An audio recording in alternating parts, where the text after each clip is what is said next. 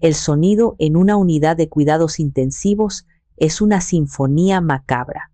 No hay melodía, solo un ritmo constante y metódico que se clava en el cerebro, el bip, bip, bip de los monitores, el siseo del respirador, el murmullo apagado de las enfermeras moviéndose con una eficiencia casi fantasmal. Ese sonido se había convertido en la banda sonora de mi vida durante las últimas 36 horas, un recordatorio incesante de la fragilidad del hilo del que pendía la vida de mi única hija, Ximena. Su mano, que tantas veces había sostenido la mía con la fuerza de un roble, ahora yacía inerte entre las mías, fría a pesar de mis esfuerzos por transmitirle mi calor. Tenía 39 años, demasiado joven para estar aquí, en esta cama estéril, con un laberinto de tubos y cables, conectándola a un mundo que se negaba a dejarla ir, pero que tampoco le permitía volver. Acababa de colgar el teléfono con el gerente del banco. Mi voz, esa que usé durante 40 años para imponer orden en aulas llenas de adolescentes, no había temblado. Había sido fría, precisa, cortante, cada palabra una sentencia. Fraude. Sí, sospecho de un fraude masivo. Congele todo, inmediatamente. No hubo preguntas, solo una obediencia casi instantánea. El poder de 1,5 millones de pesos, mis ahorros de toda una vida, hablaba más alto que cualquier argumento. Las cuentas estaban congeladas, la trampa estaba puesta. Con el pulso todavía martillando en mis sienes, abrí la aplicación de Instagram en mi teléfono. Era un mundo ajeno para mí, un universo de imágenes perfectas y vidas editadas que nunca había entendido, pero ahora se había convertido en mi ventana al infierno. Y allí estaba, la última historia de Ricardo, mi yerno, subida hacía apenas 3 horas. No había sonido, pero no lo necesitaba. La imagen gritaba más fuerte que cualquier palabra. Él, con una sonrisa deslumbrante que no llegaba a sus ojos vacíos, levantaba una copa de champán. A su lado, una chica mucho más joven, con el cabello rubio ondeando al viento y un bikini que dejaba poco a la imaginación, chocaba su copa con la de él. Detrás de ellos, el azul turquesa del Caribe. Estaban en un yate lujoso, de esos que solo se ven en las películas. Y debajo, un texto arrogante, casi una burla a mi dolor, viviendo la vida que merecemos. ¿Merecemos? La palabra resonó en mi cabeza como un eco venenoso. ¿Qué merecía él? ¿Merecía el lujo pagado con el sudor de mi frente y la sangre de mi hija? ¿Merecía brindar por su vida perfecta mientras la mujer que le había jurado amor eterno yacía en coma a 200 kilómetros de distancia? No sentí una llamarada de furia. No hubo lágrimas ni gritos ahogados. Lo que sentí fue algo mucho más profundo y peligroso. Fue como si un interruptor se hubiera accionado dentro de mí. El calor de la angustia, el pánico de una madre a punto de perder a su hija, todo eso se desvaneció, reemplazado por un bloque de hielo que se instaló en mi pecho, un frío calculador, una claridad aterradora. En ese momento, miré el rostro pálido de mi Ximena, vi el suave subir y bajar de su pecho, orquestado por una máquina, y supe que ya no solo luchaba por su vida. Ahora, yo luchaba por su justicia, y mi venganza, como el mejor de los platos, se serviría fría, tan fría como el hielo que ahora corría por mis venas. Hace solo 2 meses, mi casa en Puebla olía a mole y a felicidad. Había pasado toda la semana preparando la cena. Quería que todo fuera perfecto. Era una celebración. Ximena había ganado un importante premio de arquitectura, y yo iba a darles la noticia que cambiaría sus vidas. La casa, esa que había sido mi refugio durante más de 40 años, se sentía viva con la risa de mi hija y la presencia, entonces bienvenida, de su esposo. Recuerdo a Ricardo esa noche, sentado a la cabeza de mi modesta mesa de comedor, como si fuera el rey de un vasto imperio. Llevaba una camisa de lino que costaba más que mi pensión de 1 mes y un reloj que brillaba con una insolencia silenciosa. Siempre había sido así, un pavo real en un corral de gallinas. Sus palabras eran suaves, sus modales impecables, pero siempre había algo en su mirada, una avidez, un hambre que me inquietaba, pero lo ignoraba, lo enterraba bajo la esperanza. Suegrita, este mole es una obra de arte, como siempre, dijo, levantando su copa de vino. Usted y su hija tienen el toque mágico, Ximena con sus edificios y usted con la comida. Sonreí, un gesto automático. Es para celebrar a mi niña, dije, mirando a Ximena. Estaba radiante, pero había unas ojeras casi imperceptibles bajo sus ojos. El cansancio del éxito, me dije a mí misma. Estamos muy orgullosos de ti, mi amor. Gracias, mamá, respondió ella, y su sonrisa era el sol que iluminaba mi mundo. Fue entonces cuando Ricardo decidió tomar el centro del escenario. Sí, estamos muy orgullosos. El premio es lindo, un gran logro para su campo, dijo, y la palabra lindo sonó condescendiente, como si estuviera hablando del dibujo de un niño. Pero esperen a que cierre el negocio en el que estoy trabajando. Eso, mis queridas, nos pondrá en otro nivel. Hablamos de ligas mayores. Ximena bajó la mirada a su plato. Un gesto fugaz, casi invisible, pero yo lo vi. Una sombra cruzó su rostro. Era la misma sombra que había visto antes, en otras cenas, en otras conversaciones, donde Ricardo minimizaba sus logros para inflar los suyos, que siempre eran promesas vacías, negocios que nunca se materializaban. Fue en ese momento que decidí hablar. Quizás, en el fondo de mi alma, pensé que mi regalo podría anclarlo, podría darle la estabilidad que parecía faltarle, podría solidificar el futuro de mi hija. ¡Qué tonta fui! Bueno, hablando de futuro, comencé, y mis manos temblaron ligeramente al colocar una carpeta sobre la mesa. He tomado una decisión.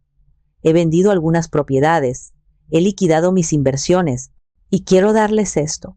Abrí la carpeta, revelando el estado de cuenta. 1,5 millones de pesos. El silencio fue total. Ximena levantó la vista. Sus ojos se abrieron como platos, llenos de incredulidad y gratitud. Pude ver las lágrimas brillando en ellos, pero la reacción de Ricardo fue la que se grabó en mi memoria. No fue gratitud, fue triunfo. Sus ojos se clavaron en la cifra como los de un depredador en su presa. Una sonrisa lenta y satisfecha se dibujó en su rostro. Se levantó, me rodeó con sus brazos en un abrazo que se sintió falso, frío. Elodia, susurró en mi oído, usando mi nombre de pila por primera vez. Usted no es una suegra, es un ángel, un verdadero ángel. Con esto podemos empezar de verdad. La casa de nuestros sueños. Y yo, en mi ceguera voluntaria, le creí. Creí en sus palabras porque desesperadamente quería creer en la felicidad de mi hija. Yo, que perdí a mi esposo tan joven, solo quería que mi niña tuviera la familia completa, el compañero de vida que yo no pude tener. Quizás por eso, elegí no ver las pequeñas señales, las banderas rojas que ondeaban en mi cara. Elegí ignorar el instinto que me gritaba que el hombre que abrazaba a mi hija no la amaba a ella, sino a lo que ella representaba. Una vida de éxito y comodidad que él era incapaz de construir por sí mismo. Esa noche le entregué mis ahorros, mi seguridad, mi futuro, y él, con una sonrisa de cocodrilo, ya estaba planeando cómo gastárselos. Ese 1,5 millones de pesos no era solo dinero, era tiempo. Eran 40 años de mi vida destilados en una cifra. Eran los veranos que no tomé vacaciones para poder ahorrar un poco más. Eran los vestidos que no me compré, los pequeños lujos que siempre pospuse para más adelante. Eran las mañanas de invierno levantándome antes del amanecer para preparar mis clases y las noches calificando exámenes hasta que los ojos me ardían. Cada peso de esa cantidad tenía una historia, un sacrificio silencioso detrás. Cuando mi esposo, Rogelio, murió, Ximena tenía apenas 10 años. Recuerdo el peso del mundo cayendo sobre mis hombros. De repente, no solo era madre, era padre, proveedora, protectora, todo en uno. Mi sueldo de maestra no era mucho, pero lo estiré como si fuera un milagro. Aprendí a coser para arreglar nuestra ropa, a cocinar platillos que rendían para toda la semana, a ser la experta en plomería y electricidad de la casa. Todo por ella, para que a ella no le faltara nada, para que pudiera estudiar, para que pudiera perseguir sus sueños sin las cadenas de la necesidad que yo había conocido también, y lo logré. Ximena se convirtió en una mujer brillante, una arquitecta respetada. Verla tener éxito fue la mayor recompensa de mi vida, pero en el fondo de mi corazón siempre sentí que le faltaba algo. Le faltaba la seguridad de un hogar propio, un santuario donde pudiera construir su propia familia, donde sus futuros hijos pudieran correr por el jardín. Cuando les di el dinero, esa era la imagen que tenía en mi mente. No veía un cheque, veía las paredes de una casa, veía a Ximena, relajada y feliz, diseñando su propia cocina. Veía un cuarto de bebé pintado de colores alegres. Me veía a mí misma, en una silla mecedora en el porche, leyendo cuentos a mis nietos. Ese dinero era la llave para ese futuro. Era mi legado, mi forma de decir: he hecho todo lo posible para darte una vida buena. Y aquí está el último ladrillo para que construyas tu felicidad. Ricardo lo entendió perfectamente. O al menos supo fingir que lo entendía. Hablamos durante horas esa noche sobre la casa. Él hablaba de buena inversión, de plusvalía, de zonas exclusivas. Ximena hablaba de luz natural, de espacios abiertos, de un jardín para plantar jacarandas como las que teníamos en Puebla. Yo solo escuchaba, el corazón rebosante de alegría. «Esta casa será nuestro ancla, mi amor», le dijo Ricardo a Ximena, tomándole la mano sobre la mesa. «El comienzo de nuestra dinastía». Dinastía. Qué palabra tan pomposa, tan vacía, pero en ese momento sonó a promesa, sonó a futuro. Ahora, sentada en el silencio estéril de la UCI, esa memoria se sentía como una burla cruel. No había casa, no había jardín, no habría nietos corriendo por el césped. Ricardo había tomado mis 40 años de sacrificios, mi sueño de un hogar para mi hija, y lo había convertido en champán, en noches de hotel de lujo, en la sonrisa de una extraña en un yate. Había incendiado mi legado para darse calor durante un fin de semana. La promesa de un hogar se había ahogado en el mar turquesa de su egoísmo, y yo, la arquitecta de ese sueño, me quedaba para recoger los escombros. La mañana del martes empezó como cualquier otra. El sol de Puebla se filtraba por mi ventana, y el olor del café recién hecho llenaba mi pequeña cocina. Estaba regando mis geranios cuando sonó el teléfono. Era un número desconocido de la Ciudad de México. Por un momento, dudé en contestar. «Bueno, ¿hablo con la señora Elodia Rivas?», preguntó una voz de mujer, calmada y profesional. «Sí, soy yo. Señora Rivas, le llamo del Hospital Ángeles Metropolitano. Se trata de su hija, Ximena Sandoval». Mi corazón se detuvo. Los geranios, la luz del sol, el olor a café, todo desapareció. Solo existía esa voz al otro lado de la línea. «¿Qué pasó? ¿Está bien?». Su hija sufrió un colapso en su oficina. Fue traída a urgencias. Ha tenido una hemorragia cerebral causada por la ruptura de un aneurisma. Está en estado grave. Grave. La palabra se me clavó en el pecho como un puñal de hielo. No recuerdo haber colgado. No recuerdo cómo empaqué una pequeña maleta con lo primero que encontré. Mi mente era un torbellino de pánico. Lo único que podía pensar era en llegar a ella. El viaje de 2 horas en autobús desde Puebla a la Ciudad de México fue el más largo de mi vida. Cada kilómetro era una tortura. Apreté mi rosario con tanta fuerza que las cuentas se marcaron en la palma de mi mano. Mientras el autobús devoraba la carretera, mi primer instinto fue llamar a Ricardo. Marqué su número 1, 2, 10 veces. Siempre lo mismo. El número que usted marcó no está disponible o se encuentra fuera del área de servicio. Debe estar en una reunión importante, me dije. Su gran negocio no quiere interrupciones. La negación es un refugio cálido en medio de una tormenta helada. Llegué al hospital corriendo, con el aliento cortado. Una enfermera me guió a través de un laberinto de pasillos blancos hasta una sala de espera. Allí, un hombre con bata blanca y ojos cansados se presentó como el doctor Morales, el neurocirujano a cargo de Ximena. Sus palabras eran un borrón de términos médicos que apenas comprendía. Craneotomía, hemorragia subaracnoidea, coma inducido. Pero entendí lo esencial. Mi hija estaba luchando por su vida. ¿Y su esposo?, preguntó el doctor, revisando sus notas. Lo hemos estado llamando, pero su teléfono está apagado. Necesitamos su autorización para ciertos procedimientos. No lo sé, balbuceé, la vergüenza mezclándose con el miedo. Debe estar ocupado. Yo soy su madre. Yo autorizo lo que sea necesario. Salven a mi hija. Pasé la primera noche en un sillón incómodo junto a su cama, negándome a moverme. Cada hora intentaba llamar a Ricardo. La misma grabación. Empecé a dejarle mensajes de voz, cada uno más desesperado que el anterior. Ricardo, soy yo. Por favor, llama. Ximena está en el hospital. Es grave. Te necesitamos.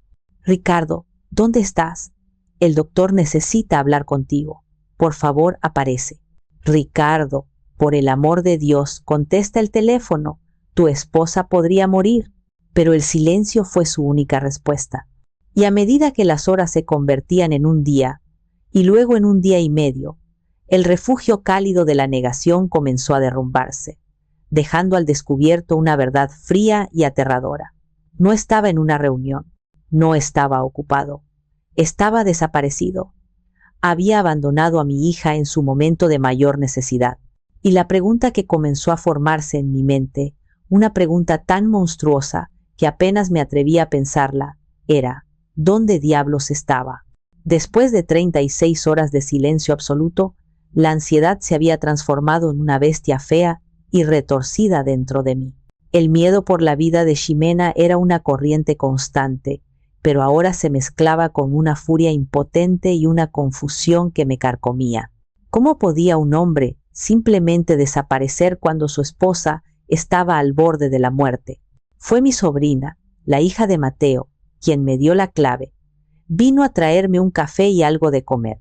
Me vio hojeando mi agenda, buscando números de amigos de Ricardo, de socios, de cualquiera que pudiera saber algo. Tía, dijo suavemente, viendo mi desesperación. ¿Ya checaste sus redes sociales? Facebook, Instagram. A veces la gente publica todo ahí. La idea me pareció absurda. ¿Quién publicaría algo en un momento así? Pero estaba desesperada.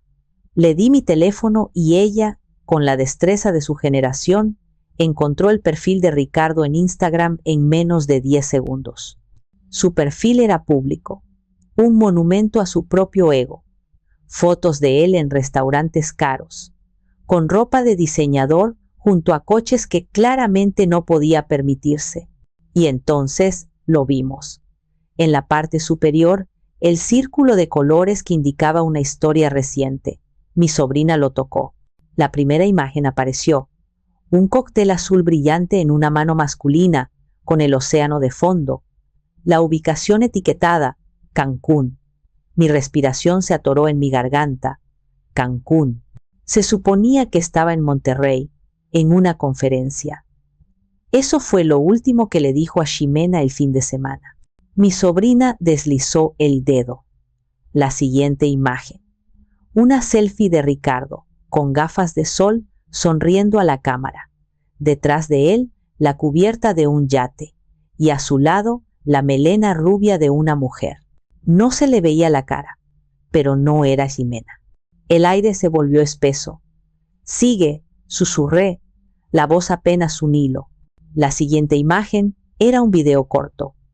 La cámara enfocaba los pies de Ricardo y los de la mujer, con las uñas pintadas de un rojo chillón, mientras caminaban por una playa de arena blanca. Y entonces, la última foto, la que lo cambió todo, la que hizo que la bestia de la ansiedad se convirtiera en un dragón de furia, la foto del brindis. Ricardo y la rubia, ahora de frente a la cámara, con las copas de champán en alto, sonriendo como si hubieran ganado la lotería. La ubicación, Playa del Carmen, Quintana Roo. La fecha, às 3 horas. Mi sobrina me miró con los ojos llenos de horror. ¿Quién es ella, tía? No pude responder. Estaba conectando los puntos con una velocidad vertiginosa. El viaje, la conferencia falsa en Monterrey, el dinero, el 1,5 millones de pesos que había transferido a su cuenta conjunta el viernes por la mañana. El viaje había empezado el sábado. Había vaciado la cuenta. Había tomado mis sueños, mis sacrificios, el futuro de mi hija, y los había convertido en un fin de semana de lujo con su amante. Y lo peor de todo, el momento de la publicación, hace 3 horas. En ese preciso instante, mientras él publicaba su felicidad para que el mundo la viera, yo estaba aquí, rogándole a Dios que no me quitara a mi hija. Mientras él brindaba por la vida que merecía, Ximena estaba conectada a un respirador, su cerebro una frágil red de venas y arterias que los médicos intentaban remendar. Le quité el teléfono a mi sobrina. Miré la foto una vez más. Grabé en mi mente la sonrisa satisfecha de Ricardo, el brillo codicioso en sus ojos. Y en ese instante, la madre aterrorizada murió. Y en su lugar, nació una vengadora. No hubo un torrente de lágrimas, no hubo un grito de desesperación. El cuerpo humano es una máquina extraña. En los momentos de dolor extremo, a veces se encuentra una calma antinatural. Me levanté del incómodo sillón de la sala de espera, mi cuerpo moviéndose con una rigidez que no sentía como propia. Caminé por el pasillo de baldosas blancas, mis pasos resonando en el silencio del hospital hasta que llegué al baño de mujeres. Encendí la luz fluorescente.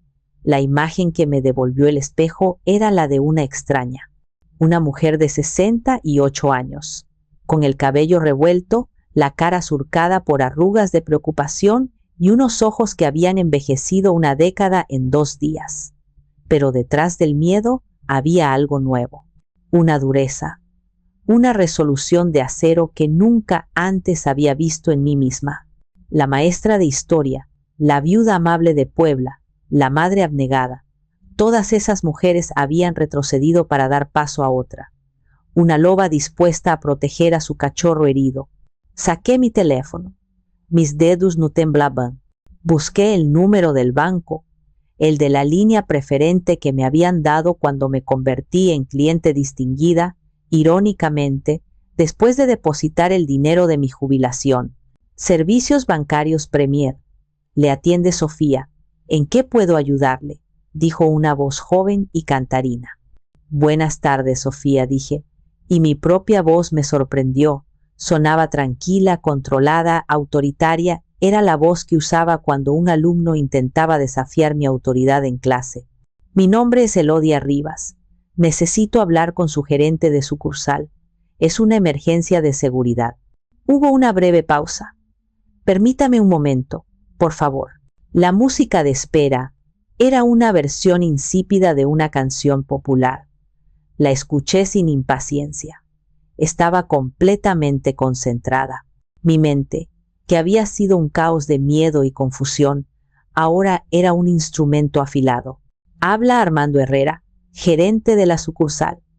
Señora Rivas, ¿en qué puedo servirle? Señor Herrera, buenas tardes.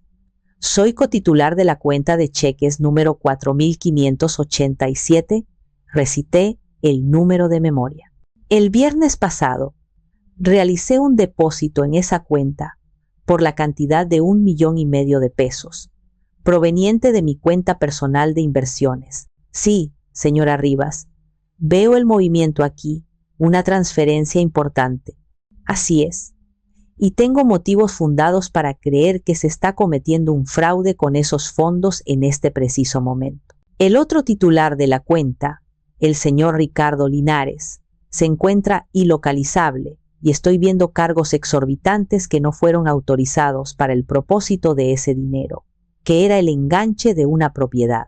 Mentí sobre los cargos, pero no importaba. Era una mentira necesaria. Entiendo su preocupación, señora. ¿Qué desea hacer? Deseo que congele la cuenta y todas las tarjetas de crédito y débito asociadas a ella, inmediatamente. No quiero que un solo peso más pueda salir de ahí. Quiero un bloqueo total por sospecha de fraude. Hubo otro silencio. Podía imaginarlo al otro lado de la línea, sopesando los protocolos, los riesgos. Pero yo tenía la ventaja. Yo era la fuente del dinero. Yo era la cliente de toda la vida. Normalmente, esto requiere que ambos titulares, empezó a decir. Señor Herrera, lo interrumpí, y mi voz bajó un tono, volviéndose seda y acero. Le repito, estoy reportando un fraude. Si el banco no actúa para proteger mis fondos y se pierde un solo centavo más a partir de esta llamada, lo consideraré negligencia bancaria y mi abogado se pondrá en contacto con ustedes mañana mismo. ¿He sido clara? El cambio en su tono fue instantáneo. Clarísimo, señora Rivas. Procederé con el bloqueo de seguridad en este momento. La cuenta y todos los productos asociados quedarán inoperables hasta nuevo aviso. Gracias, señor Herrera. Aprecio su eficiencia.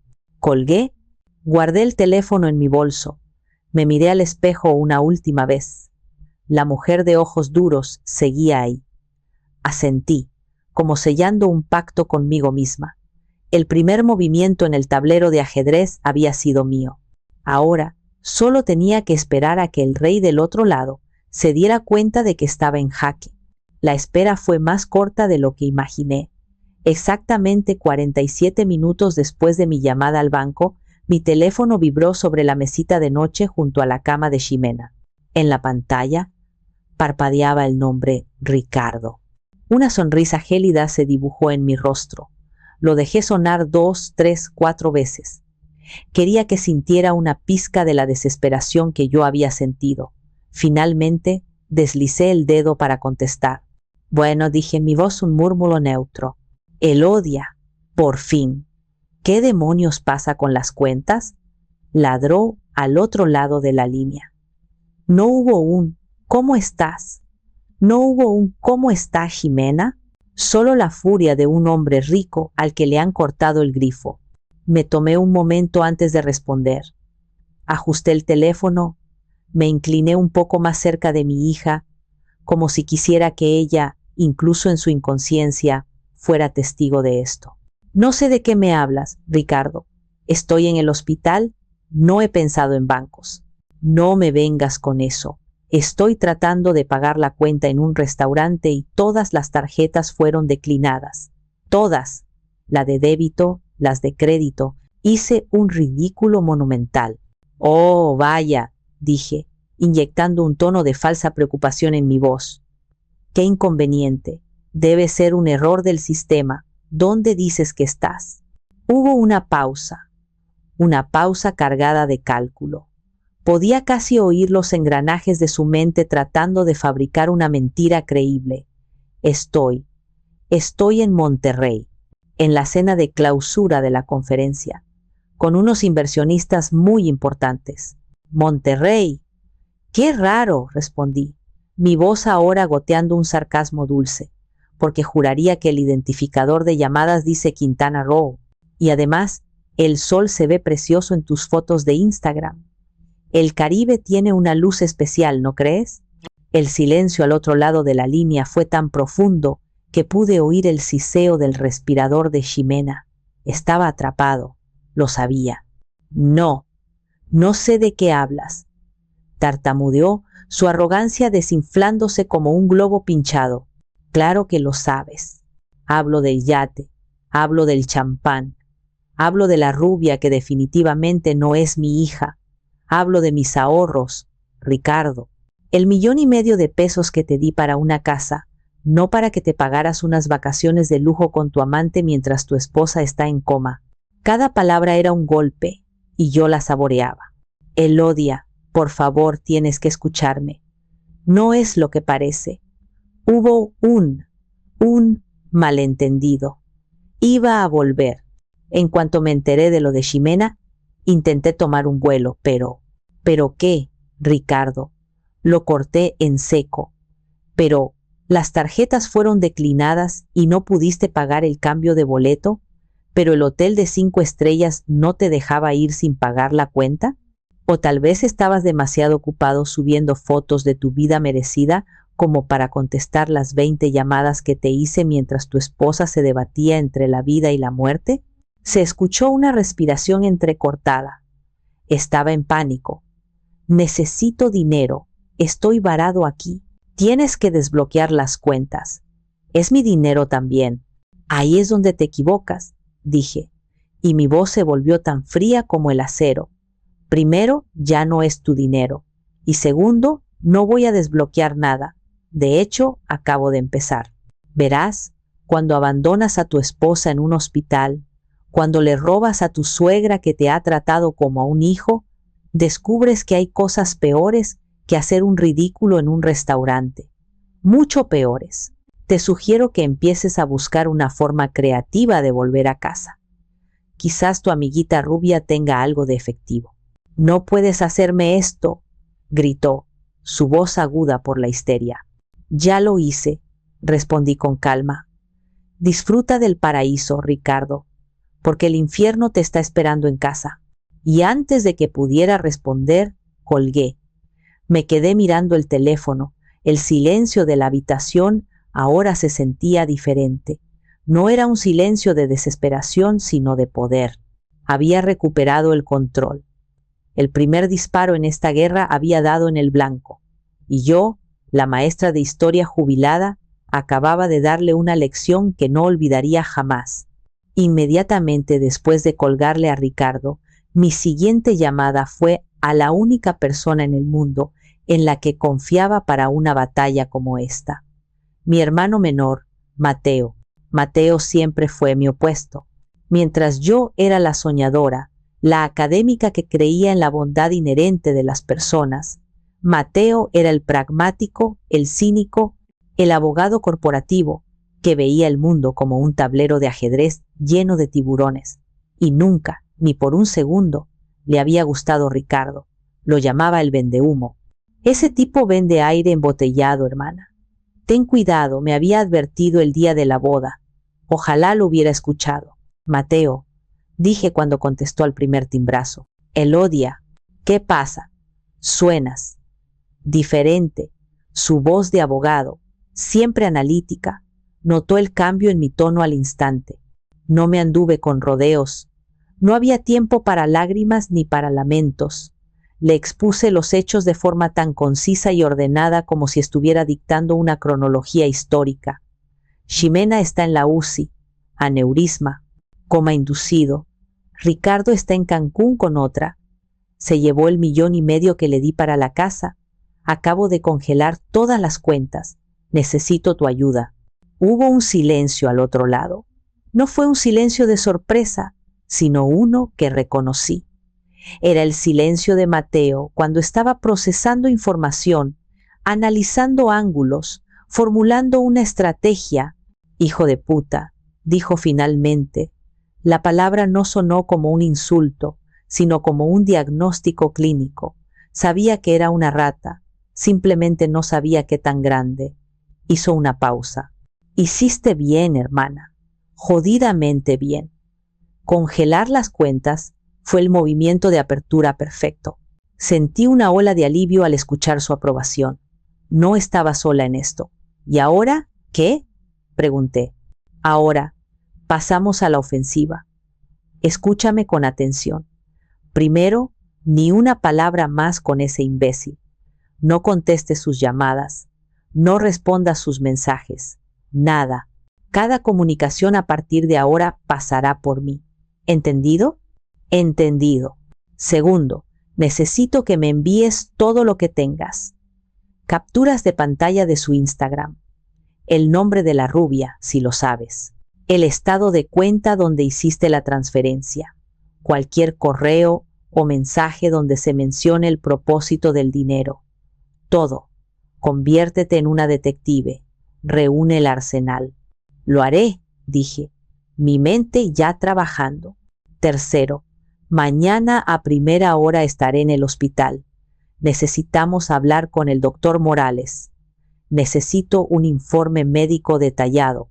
Y vamos a necesitar que firmes un poder notarial amplio para que puedas tomar todas las decisiones legales y médicas por Ximena. Con Ricardo fuera de la escena, tú eres la siguiente en la línea. Asentí, aunque él no podía verme. Estaré lista.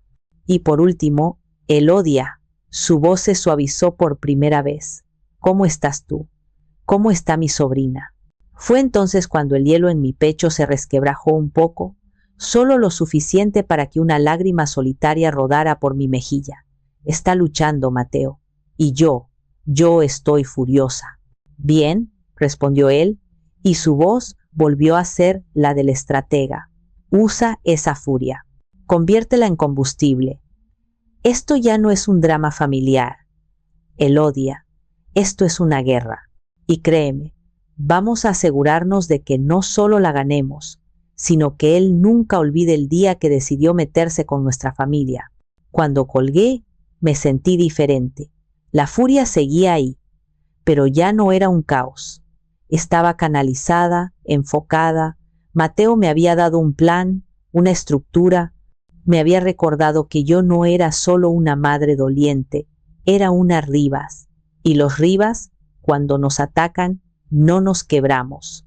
Devolvemos el golpe, con toda la fuerza de la ley. Los siguientes 3 días fueron una tortura de esperas y susurros.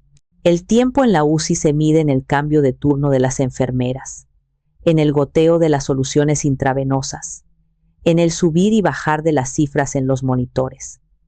Mateo cumplió su palabra.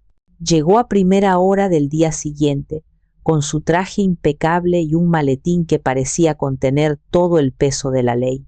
Se reunió con los médicos, con la administración del hospital, y en cuestión de horas, yo tenía el poder legal para tomar cualquier decisión por Ximena. Mientras tanto, mi teléfono se convirtió en un campo de batalla. Decenas de llamadas perdidas de Ricardo, mensajes de texto que iban desde la súplica, Elodia, por favor, cometí un error, hablemos, hasta la amenaza velada. Estás cometiendo un acto ilegal, te voy a demandar. Siguiendo las instrucciones de Mateo, los ignoré todos. Cada vibración del teléfono era una pequeña victoria, un recordatorio de que él estaba perdiendo el control. En la tarde del viernes ocurrió el milagro. Estaba sentada junto a la cama, leyéndole en voz alta un libro de poemas de Sor Juana, una costumbre que teníamos desde que era niña. De repente, sentí un ligero apretón en mi mano. Al principio, pensé que lo había imaginado, pero luego ocurrió de nuevo, más firme esta vez. Levanté la vista. Los párpados de Ximena temblaban, y entonces, muy lentamente, se abrieron. Sus ojos, nublados y confusos, parpadearon ante la luz tenue de la habitación. Mamá, susurró, su voz era un graznido ronco, irreconocible.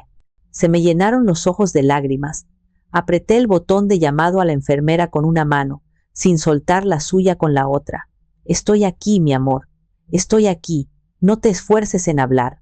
Los médicos y enfermeras entraron en tropel. Fueron minutos de actividad frenética, de revisiones, de preguntas que Ximena apenas podía contestar con un movimiento de cabeza. Pero estaba consciente. Estaba de vuelta. Más tarde, cuando nos quedamos solas de nuevo, la confusión en sus ojos comenzó a dar paso a la memoria. Miró a su alrededor, a los tubos, al monitor. ¿Qué pasó?, preguntó, con más claridad esta vez. Se lo expliqué con la mayor suavidad posible. El aneurisma, el colapso en su oficina, la cirugía. Omití la parte de su esposo. No quería angustiarla. Pero ella era demasiado inteligente. Después de un largo silencio, sus ojos buscaron los míos, y en ellos vi la pregunta que tanto temía. ¿Dónde está Ricardo? Tomé aire. Sabía que no podía mentirle. Mi amor, tenemos que hablar de eso, pero primero necesitas descansar. No, insistió, y una chispa de su antigua terquedad brilló en su mirada. Dime la verdad, mamá. ¿Dónde está? Saqué mi teléfono. Con el corazón encogido, abrí la galería de fotos y le mostré la captura de pantalla del brindis en el yate. Ella miró la imagen durante un largo rato. No hubo un grito, no hubo un sollozo desgarrador. Solo vi cómo el color desaparecía de su rostro, dejándola con una palidez mortal. Vi cómo la pequeña luz de esperanza en sus ojos se extinguía, reemplazada por un dolor tan profundo, tan vasto, que me rompió el corazón en 1000 pedazos. Levantó la vista de la pantalla y me miró. Una sola lágrima rodó por su sien y se perdió en su cabello. Así que es verdad, susurró, más para sí misma que para mí. Todo era verdad, y en esa frase comprendí que su despertar no era solo del coma, sino de una larga, dolorosa mentira que se había estado contando a sí misma durante años. Esperaba un arrebato de ira, un colapso emocional.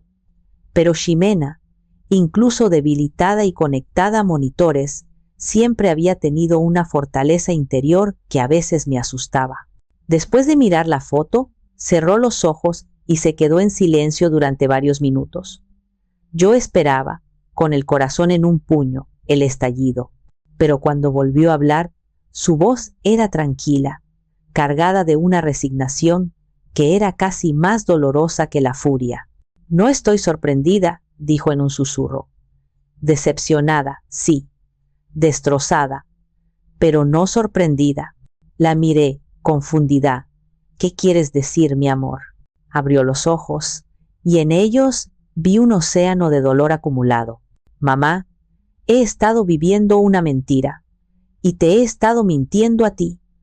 Las lágrimas comenzaron a fluir entonces, silenciosas y constantes. Yo sabía que había alguien más, o al menos lo sospechaba con toda mi alma. Me contó todo, pequeños detalles que había ido recopilando durante el último año, como un detective en su propio matrimonio. Llamadas misteriosas que él cortaba en cuanto ella entraba en la habitación. Recibos de restaurantes y joyerías que no cuadraban con sus supuestos almuerzos de negocios.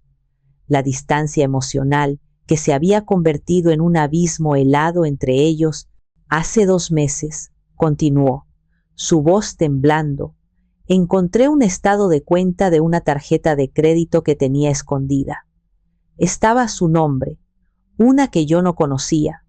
Hizo una pausa, tragando saliva. Tenía cargos de vuelos a Cancún, boletos para 2 personas, comprados hacía 3 semanas. También una reservación en un hotel boutique carísimo, a nombre de Ricardo Linares y una tal Lorena Morales.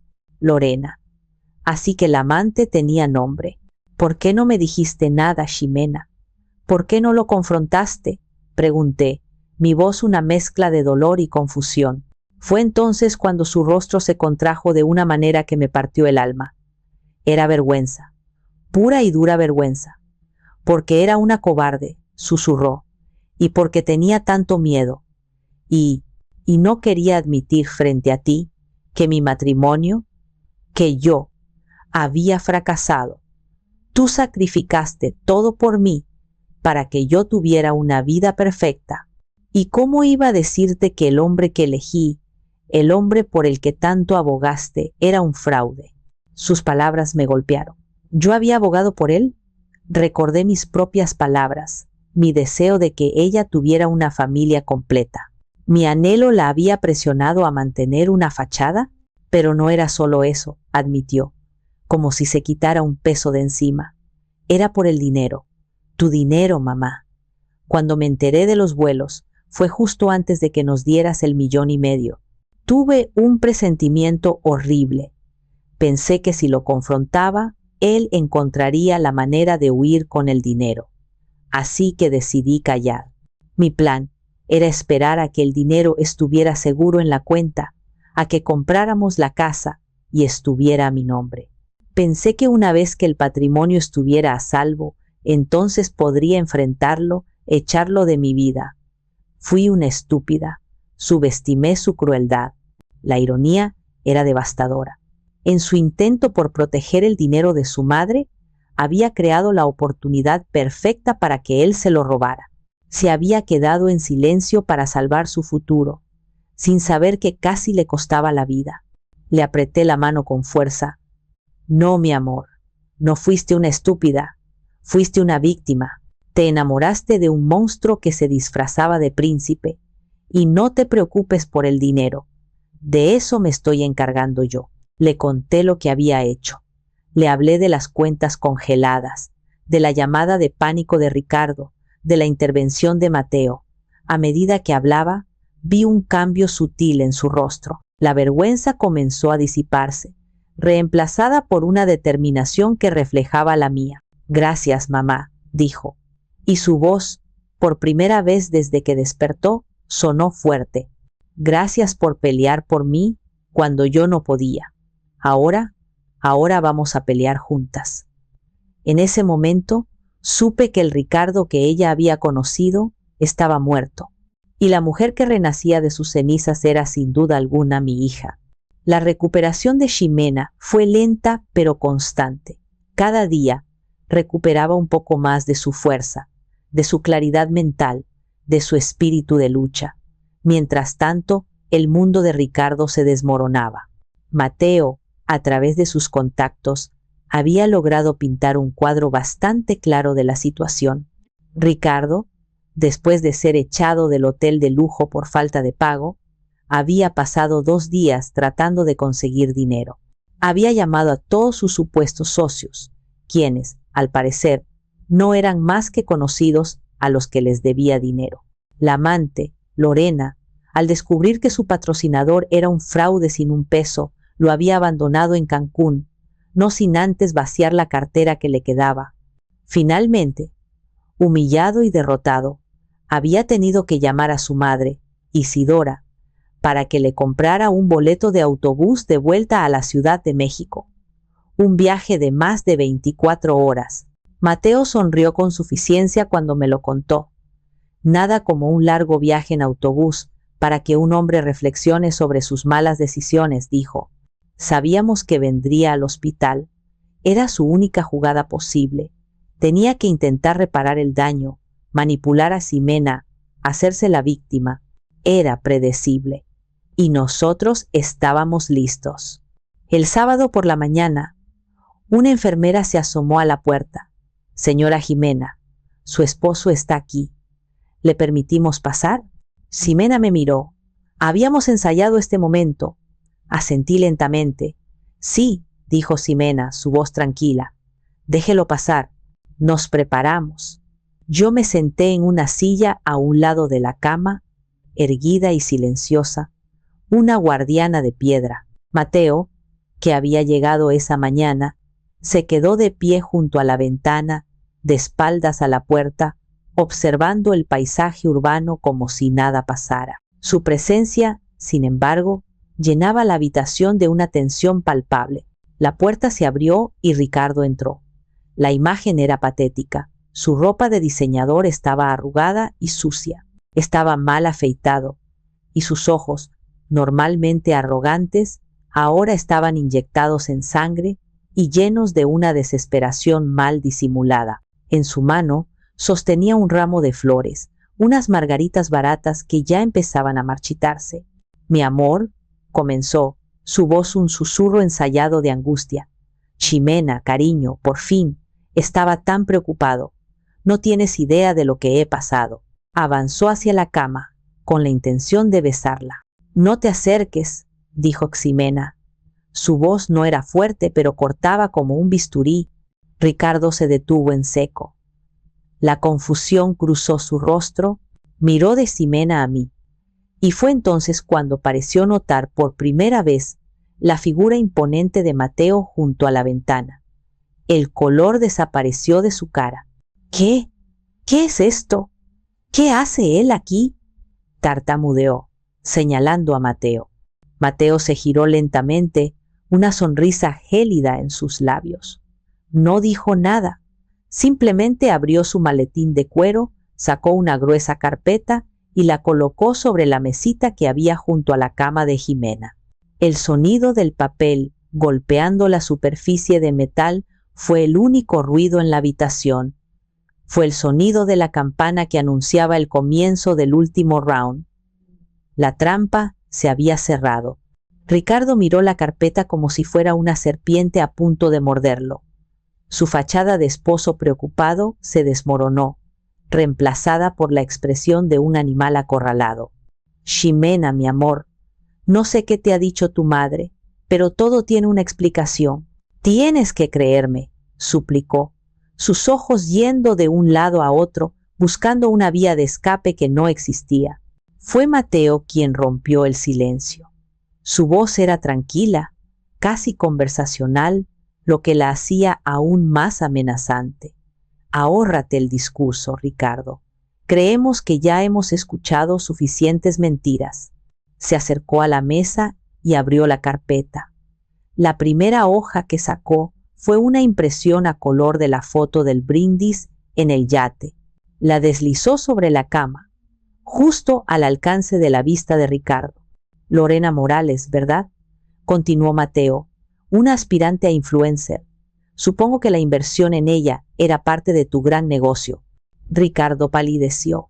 Eso no es asunto de ustedes. Se convierte en nuestro asunto.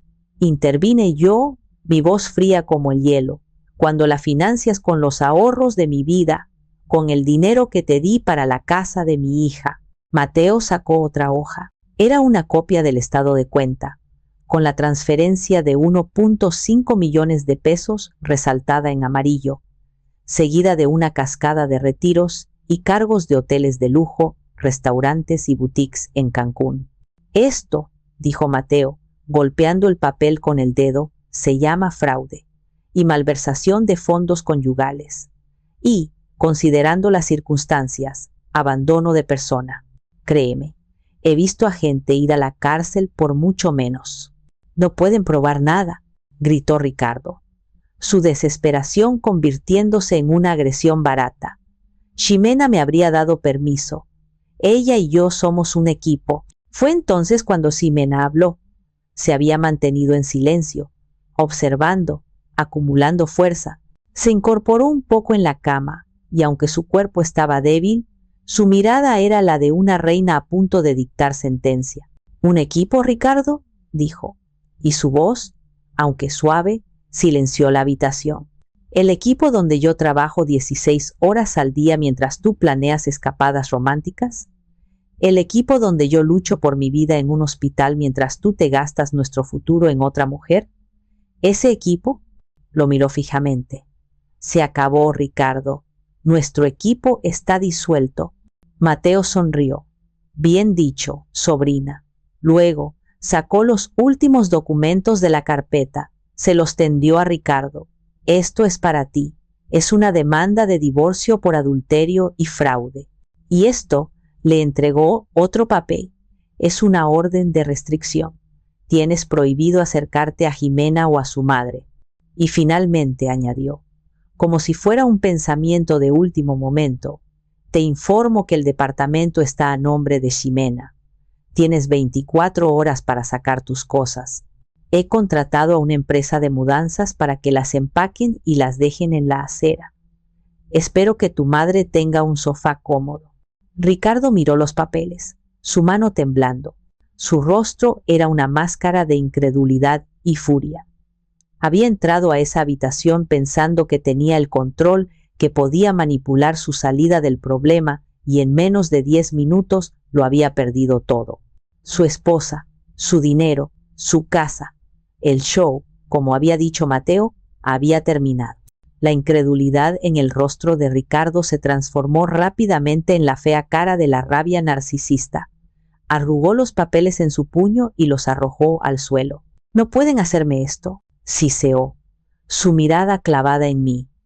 Tú eres la culpable de todo esto. una vieja bruja manipuladora. Siempre me odiaste. Le has estado metiendo veneno en la cabeza a tu hija en mi contra. Me mantuve impasible, mirándolo sin parpadear. Su ira no me afectaba. Era el berrinche de un niño al que le han quitado su juguete favorito. Yo no tuve que hacer nada, Ricardo, respondí con calma. Tus propias acciones hablaron por sí solas y gritaron más fuerte que cualquier palabra que yo pudiera decir.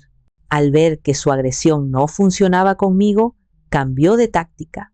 Se giró hacia Ximena, su rostro contorsionado en una máscara de dolor ensayado. Se arrodilló junto a la cama, un gesto dramático y vacío. Ximena, mi vida, por favor, gimió, tratando de tomar su mano.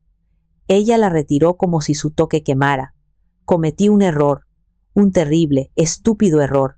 Estaba bajo mucha presión, el estrés del negocio. Me sentí solo. Pero te amo, solo a ti. Podemos arreglar esto. Podemos ir a terapia. Podemos empezar de nuevo. No dejes que nos destruyan, mi amor. Somos nosotros contra el mundo. Era una actuación digna de un Oscar.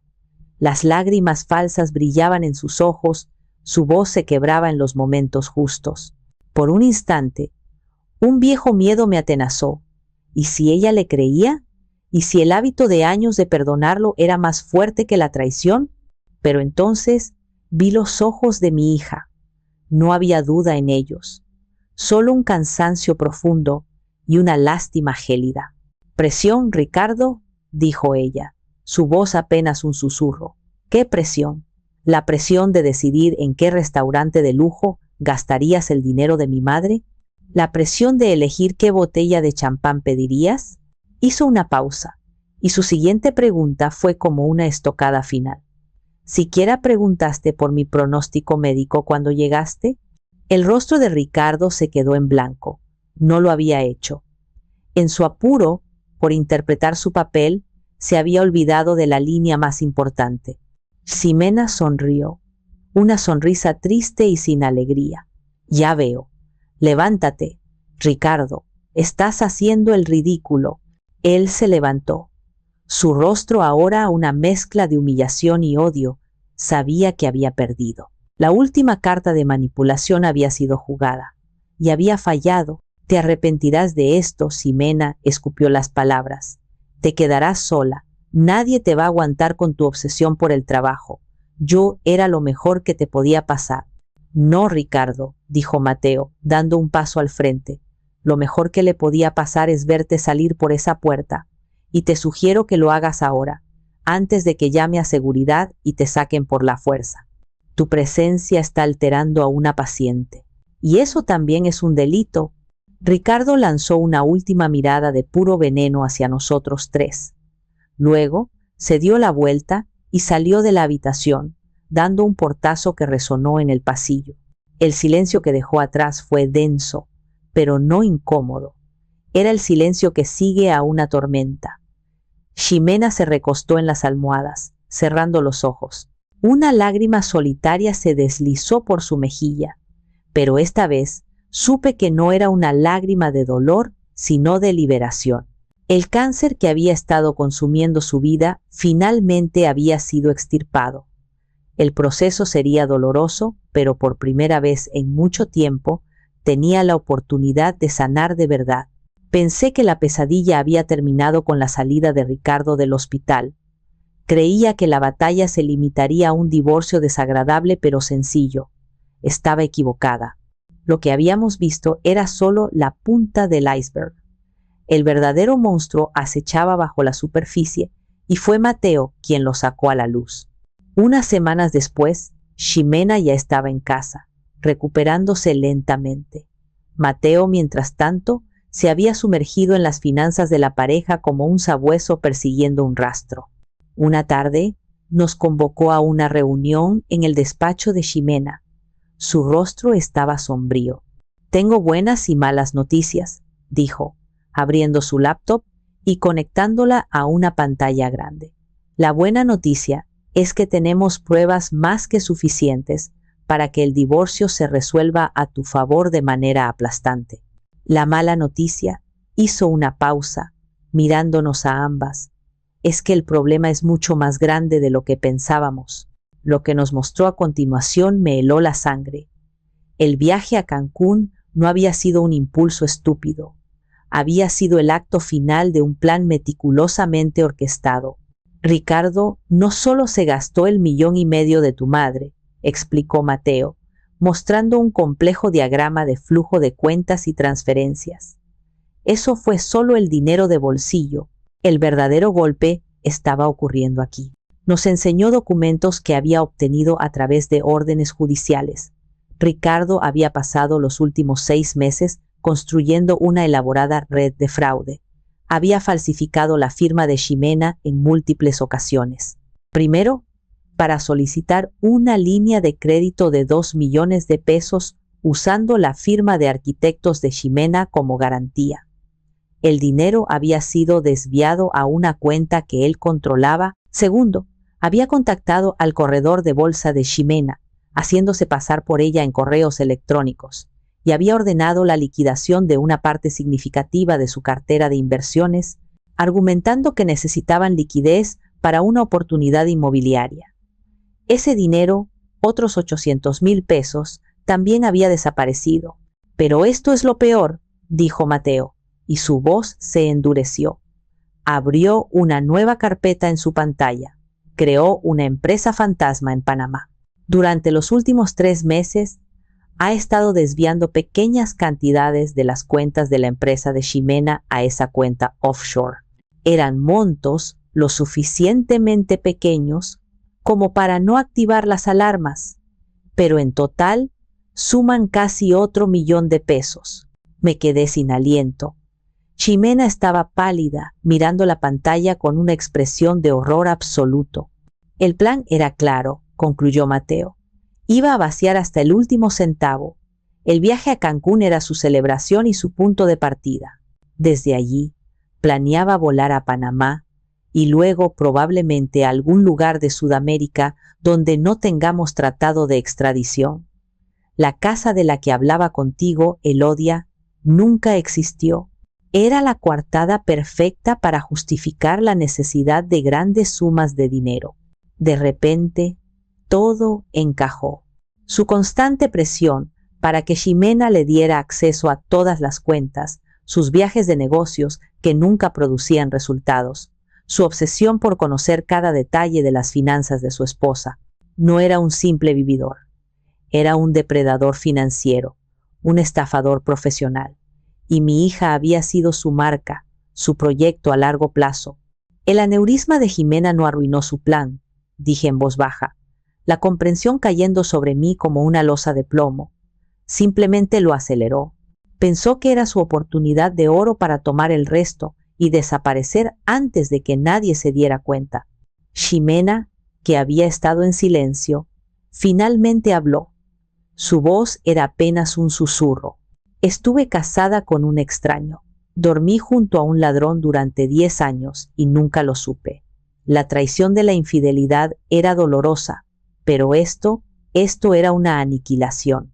Había intentado destruir no solo su corazón, sino su vida entera, su carrera, su futuro. Y casi lo logra. Con el arsenal de pruebas que Mateo había desenterrado, la batalla legal dejó de ser una batalla y se convirtió en una ejecución. Ricardo, enfrentado a cargos criminales por fraude, falsificación y robo a gran escala, intentó luchar. Su abogado, un hombrecillo tan sórdido como su cliente, argumentó que todo había sido un acuerdo de negocios dentro del matrimonio, que Ximena estaba al tanto de todo y que ahora, por despecho, estaba inventando acusaciones. Fue una defensa patética y desesperada. La evidencia era abrumadora. Las firmas falsificadas fueron verificadas por peritos calígrafos. Los correos electrónicos fraudulentos fueron rastreados hasta su dirección IP. Las transferencias a la cuenta offshore llevaban su huella digital por todas partes. El divorcio se finalizó en un tiempo récord. El juez, un hombre mayor con una mirada severa, le otorgó a Ximena todo: la casa, la empresa, los bienes restantes. A Ricardo no le quedó nada. y la orden de restricción se hizo permanente. Pero la justicia civil no era suficiente. Mateo se aseguró de que el caso penal siguiera su curso. Ver a Ricardo en el banquillo de los acusados fue una experiencia surrealista. El hombre arrogante y encantador había desaparecido, reemplazado por una figura encorvada y pálida. Cuando el juez leyó el veredicto, culpable de todos los cargos, y dictó una sentencia de 8 años de prisión, no sentí alegría, no sentí triunfo. Solo sentí el peso de un capítulo terrible que finalmente se cerraba. La verdadera victoria no ocurrió en la corte, sino en los meses que siguieron. La recuperación de Ximena fue tanto física como emocional. Al principio estaba rota. La doble traición la había dejado vulnerable, cuestionando su propio juicio, su capacidad para confiar en alguien de nuevo. Pasaba horas en silencio, reconstruyendo los años de su matrimonio, viendo ahora las mentiras en cada recuerdo que antes había atesorado. Pero mi hija es una luchadora. Lentamente, con terapia, con el apoyo incondicional de su familia y amigos, y con una cantidad increíble de trabajo duro, comenzó a sanar. Se sumergió en su trabajo, no como un escape, sino como una forma de reclamar su identidad. Su firma, que casi había sido llevada a la bancarrota, comenzó a florecer de nuevo bajo su liderazgo renovado. Consiguió nuevos proyectos, más audaces y creativos que nunca. Yo me mudé con ella a la Ciudad de México durante 6 meses para ayudarla. Cocinaba para ella, me aseguraba de que tomara sus medicamentos, pero sobre todo, solo estaba allí. Nos sentábamos en la terraza por las noches, a veces hablando, a veces en un silencio cómodo, viendo cómo las luces de la ciudad se encendían.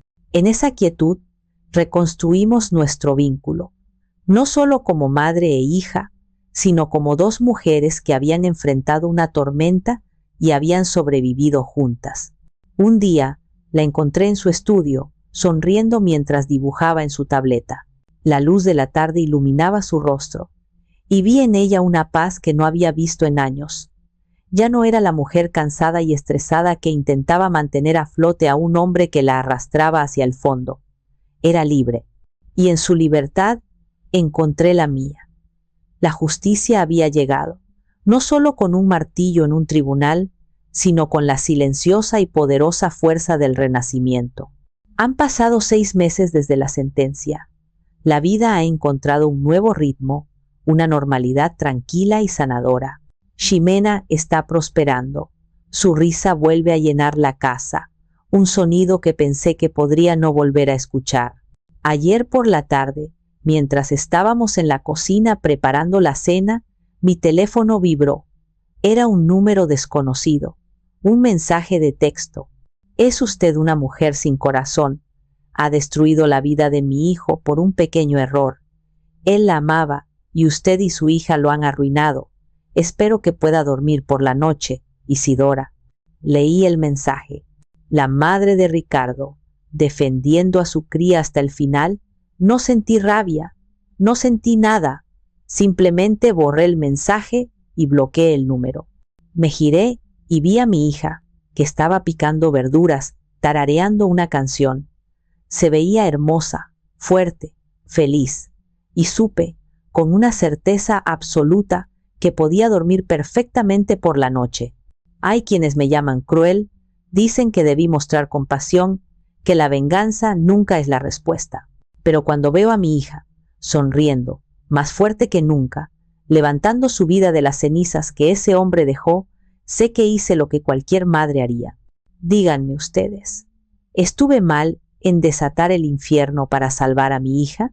Gracias por escuchar. No olviden suscribirse y si tienen una historia que compartir, déjenla en los comentarios. Su voz es importante.